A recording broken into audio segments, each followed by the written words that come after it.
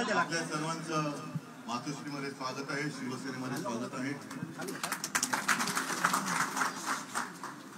मी गेले 4 दिवस मध्ये एक 3 तारीख सोडली तर महाराष्ट्राच्या किनारपट्टीवरती कुटुंब संवाद म्हणून फिरत होतो, कारण मला पाहायचं होतं की मी लढतोय। कोरोना काळामध्ये मी मुख्यमंत्री असताना माझे कुटुंब माझी जबाबदारी एक संकल्पना राबवली होती। आता महाराष्ट्रावरच्या या दुसऱ्या संकटात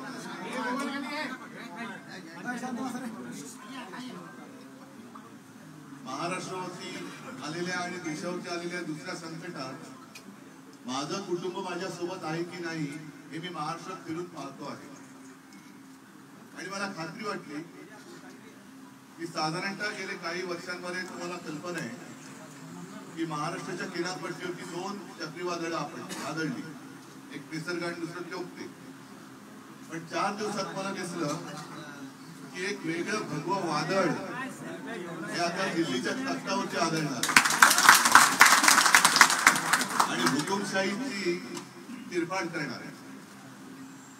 काही जणांच्या मनात अजून एक प्रश्न आहे की इंडिया आघाडी आहे, हे आहे, ते आहे, महाविकास आघाडी आहे, पण पर्याय कुठे?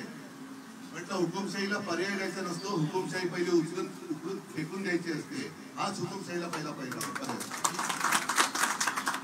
आणि साधारणतः मी आणि तुम्ही रोज अनुभवत आहोत की मातोश्रीमध्ये असेल किंवा मी जिथे जातोय तिथे असेल, 4 दिवसामध्ये सुद्धा स्थानिक पातळीवरती अनेक जण काँग्रेस सोबत आहे, राष्ट्रवादी सोबत आहे, पण भारतीय जनता पक्षातले लोक शिवसेनेत येत आहेत। मुस्लिम समाज मोठ्या प्रमाणावरती शिवसेनेसोबत।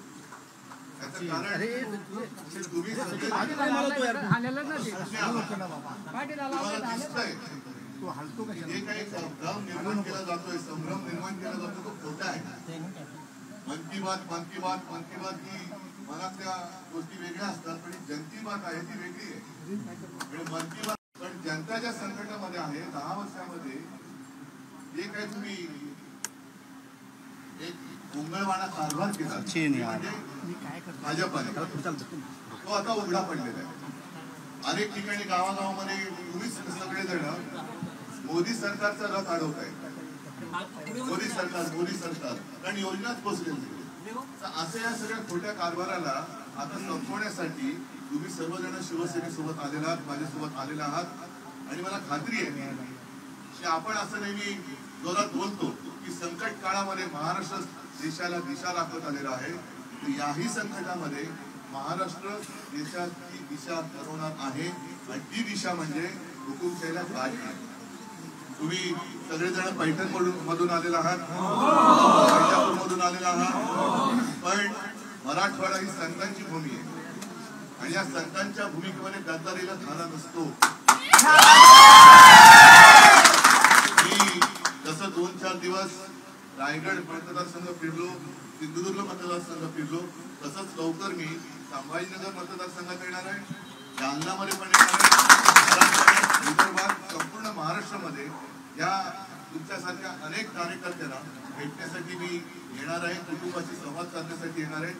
आल्यानंतर विस्ताराने जे बोलायचं ते मी बोलतोच आणि तुमच्याकडे सुद्धा बोलेन। तूर्त आपल्या सगळ्यांना खास धन्यवाद देतो, कारण लोक गळपटत आहेत, एक लोक हे शरण जात आहेत। नितीश कुमार सुद्धा गेले, आणखी कोणी जातील, त्यांना जे लाचार आहेत किंवा भेकड आहेत त्यांनी जरूर जावं।